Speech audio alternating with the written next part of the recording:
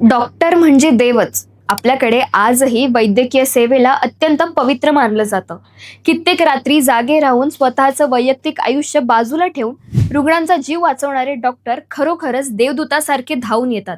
पण सध्या याच डॉक्टरांशी आणि तुमच्या आमच्या आरोग्याशी जोडलेल्या एक अत्यंत महत्त्वाचा निर्णय सरकारने घेतला आहे. निर्णय असा आहे की आता MBBS पूर्ण केल्यानंतर डॉक्टरांना बॉन्ड सेवा करणं अनिवार्य असणार नाहीये.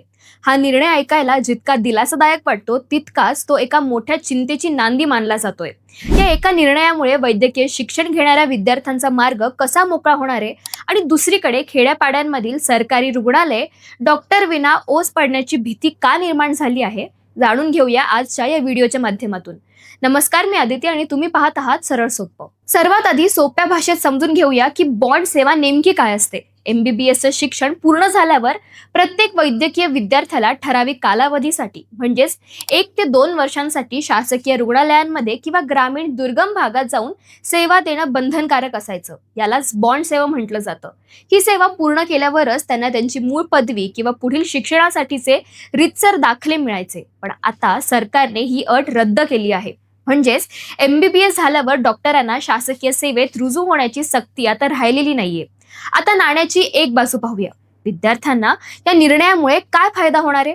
पहिला मुद्दा म्हणजे वेळेची बचत आणि पदव्युत्तर शिक्षण. MBBS पूर्ण झाल्यावर ज्या मुलांना MD किंवा MS सारखं उच्च शिक्षण घ्यायचं असतं त्यांच्यासाठी ही बॉन्ड सेवा एक मोठा अडथळा ठरत होती. दुसरी गोष्ट म्हणजे प्रशासकीय विलंब आणि दाखल्यांची अडचण. MBBS पूर्ण झाल्यावर विद्यार्थ्यांना लगेच बॉन्ड पोस्टिंग मिळत नव्हती. शासकीय सेवेतील पदे आणि विद्यार्थ्यांची संख्या आता यांच्यात ताळमेळ बसत नसल्यामुळे मुलांना नियुक्ती मिळेपर्यंत महिन्यानमहिने वाट पाहावी लागायची. विशेष म्हणजे विद्यार्थ्यांना पदव्युत्तर शिक्षणासाठी म्हणजेच MD किंवा MS प्रवेश तर मिळायचाच, पण बॉन्ड सेवा पूर्ण झाली नसल्याने किंवा नियुक्ती वेळेवर न मिळाल्याने त्यांचे मूळ दाखले त्यांना मिळत नव्हते. यामुळे विद्यार्थ्यांचे प्रवेश टांगणीला लागायचे आणि मोठा शैक्षणिक गोंधळ निर्माण व्हायचा. आता ही अट हटवल्यामुळे विद्यार्थ्यांना दाखल्यांसाठी ताटकळत राहावं लागणार नाहीये. विद्यार्थी MBBS होताच थेट आपल्या पुढच्या पदव्युत्तर शिक्षणावर लक्ष केंद्रित करू शकतील.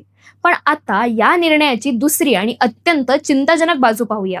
ज्या खेड्यापाड्यांमध्ये दुर्गम भागात खासगी डॉक्टर जायला तयार होत नाहीत तिथे सरकारी रुग्णालयांमध्ये हे बॉन्ड वर आलेले MBBS शिकाऊन निवासी डॉक्टरच रुग्णांचा सर्वात मोठा आधार असायचे.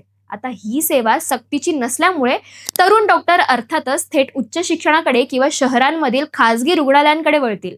परिणामी ग्रामीण भागातील प्राथमिक आरोग्य केंद्र डॉक्टरांशिवाय ओस पडू शकतात आणि आरोग्य सेवा फार मोडकळीस येऊ शकते. ज्यांना खासगी रुग्णालयांची महागडी बिलं परवडत नाहीत अशा गोरगरीब, शेतकरी आणि कष्टकरी रुग्णांना वेळेवर उपचार कसे मिळणार? वेळेवर वैद्यकीय मदत न मिळाल्यामुळे कोणाचा जीव धोक्यात आला तर याला जबाबदार कोण असेल? थोडक्यात सांगायचं झाल्यास एका बाजूला विद्यार्थ्यांचे शैक्षणिक नुकसान टळले असले तरी सुद्धा दुसरीकडे ग्रामीण आरोग्य व्यवस्था कोलमडण्याचा मोठा धोका निर्माण झाला आहे.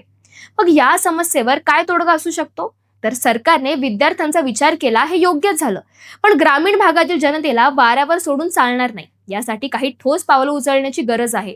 पहिलं म्हणजे बॉन्ड डॉक्टरांवर अवलंबून न राहता सरकारने ग्रामीण रुग्णालयांमध्ये डॉक्टरांची कायमस्वरूपी पदे वेळेवर आणि पारदर्शक पद्धतीने भरली पाहिजेत. दुसरं म्हणजे खेड्यापाड्यात सेवा देणाऱ्या डॉक्टरांना चांगलं वेतन, निवासाची सुरक्षित सोय आणि विशेष भत्ते दिले तर अनेक डॉक्टर स्वतःच्या इच्छेने तिथे जायला तयार होतील. तिसरं म्हणजे इन्व्हेस्टिव्ह सिस्टम. जे डॉक्टर 1-2 वर्षे ग्रामीण भागात स्वतःच्या इच्छेने सेवा देतील त्यांना पदव्युत्तर प्रवेश परीक्षेत काही अतिरिक्त गुण किंवा सवलत देऊन त्यांना प्रोत्साहन दिलं जाऊ शकतं. विद्यार्थ्यांचं शैक्षणिक नुकसान टाळणं जेवढं गरजेचं आहे तेवढंच खेड्यापाड्यांमधील शेवटच्या घटकापर्यंत आरोग्य सेवा पोहोचवणं सुद्धा सरकारचं कर्तव्य आहे. सरकारच्या या निर्णयाबद्दल तुम्हाला काय वाटतं? डॉक्टरांवरील बॉन्डची अट रद्द करणं योग्य आहे की यामुळे ग्रामीण आरोग्य व्यवस्था धोक्यात येईल? तुम्हाला काय वाटतं आम्हाला कमेंट्समध्ये नक्की कळवा. आणि अशाच व्हिडिओसाठी सरळ सोप्पाला फॉलो आणि सबस्क्राईब करायला विसरू नका.